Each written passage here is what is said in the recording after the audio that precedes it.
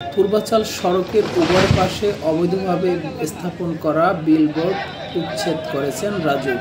রোববার প্রতিনিধি রনি আহমেদের পাঠানো ভিডিও ও তথ্যচিত্রে বিস্তারিত।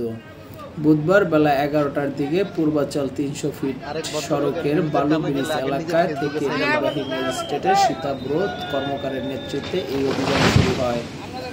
এ সময় উপস্থিত আছেন পূর্বাচল নতুন সড়ক প্রকল্পের অতিরিক্ত প্রকল্প পরিচালক ওয়াহিদ সাদিক শুভ, প্রকল্প ব্যবস্থাপক মোহাম্মদ বদরুল আলম, মোহাম্মদ আশরাফুল আলম, মোহাম্মদ সাদ্দাম হোসেন, রাজুকের বিভিন্ন কর্মকর্তা, বিপুল সংখ্যক আইন শৃঙ্খলা বাহিনীর সদস্যরাও।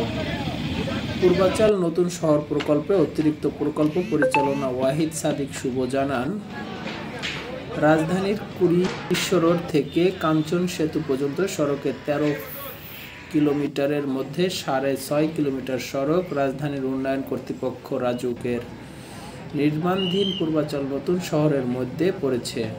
বিগত বছরগুলোতে রাজুকের আসাদু কর্মকারের যোগ সাজকের আওয়ামী লীগের নেতাকর্মীদের নিয়মিত কোনো তোয়াক্কা না করে ৫০টিরও অধিক বিলবোর্ড স্থাপন করেছেন।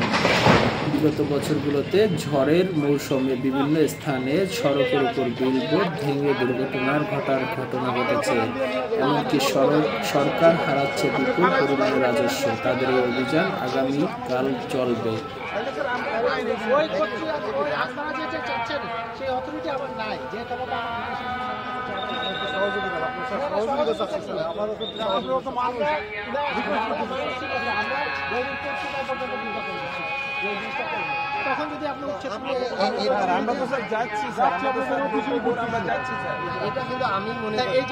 অ্যাসোসিয়েশনের পক্ষ থেকে আমার অনুরোধ যেন আমাদের চেয়ারম্যান পর্যন্ত গিয়ে পৌঁছে।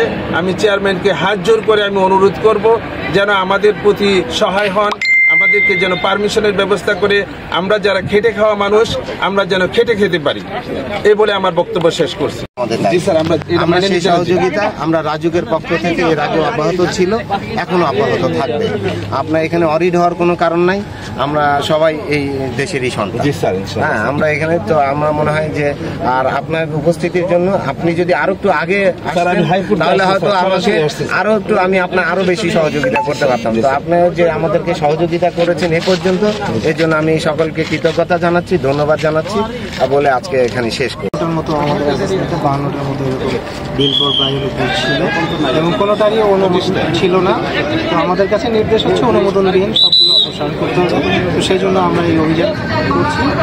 এই অভিযান যতদিন না এই অনুমোদন